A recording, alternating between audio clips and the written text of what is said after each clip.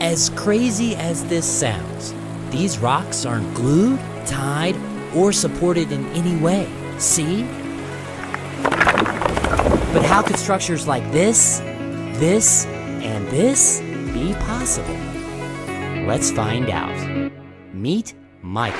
My name is Michael Grab, and I have been balancing rocks for 12 years. It all started when Michael was spending time by the river. I usually come down to the creek on hot summer days to relax, and one time I was hanging out with a friend and we were having a psychedelic experience and just started balancing rocks by accident. He tried to create his first stone balance with some rocks that he found by the river, and he realized it wasn't so easy. But with a little bit of persistence, he made his first stone balance. In order to do it, you have to focus on these very tiny vibrations. To stay focused on those vibrations is like purely focused on now. You tap into the animal mind, or like a flow state. In the beginning, his stone balances were small and simple, but after years of practice, they became pretty impressive.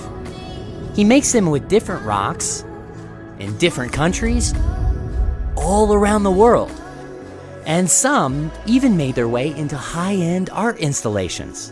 Michael, it looks amazing, but what are you using to hold it together? Just balance. Gravity is the only glue. And while some may find this hard to believe, it's true. Michael only uses gravity. Here's how he does it. First, he finds a stable rock to use as a base. Then, he looks for rocks with special shapes and surfaces. Then, he uses the weight of his rocks to stabilize his balance as he builds up. Once I get a sequence of rocks selected, I basically just start working with it and make really tiny micro adjustments until I feel that very thin thread of balance go through the rocks. I call that the 0 point. It's when the rocks stop and I intuitively know that they're balanced. But here's something even more interesting. Michael removes every stone balance that he's ever built. I prefer to remove my work to leave the space looking the same way I found it. This way, he minimizes his footprint. But it begs the question, why build them in the first place? It's a way to get out in nature and become part of nature through the creative process. Michael's not stacking rocks, he's making art.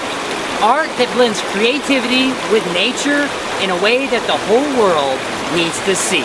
And let's face it, his structures are pretty awesome.